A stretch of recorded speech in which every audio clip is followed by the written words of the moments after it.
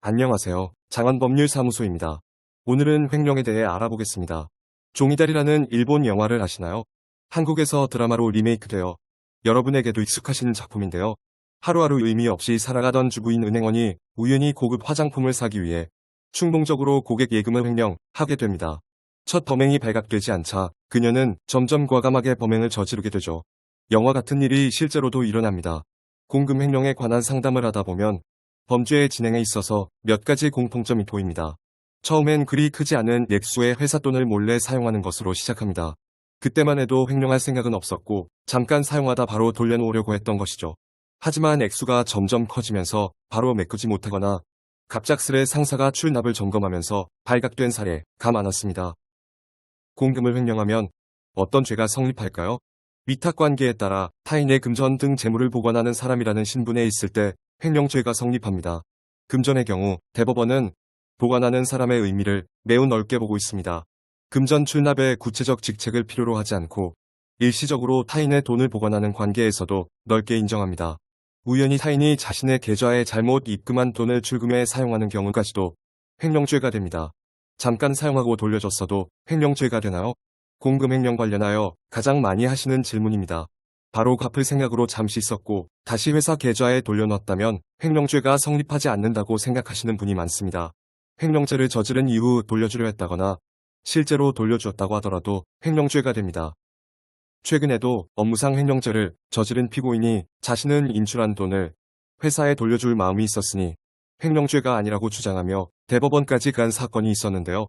대법원은 사후에 변상 또는 보전하려는 의사가 있었더라도 횡령죄가 인정된다고 하여 피고인의 주장을 받아들이지 않았습니다.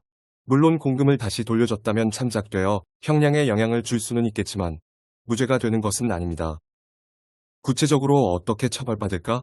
형법상 횡령죄는 5년 이하의 징역 또는 10,000원 이하의 벌금에 처합니다.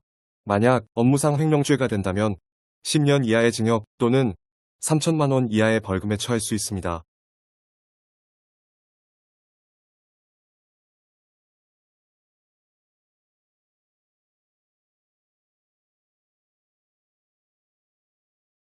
횡령한 액수에 따라서도 다르게 처벌합니다.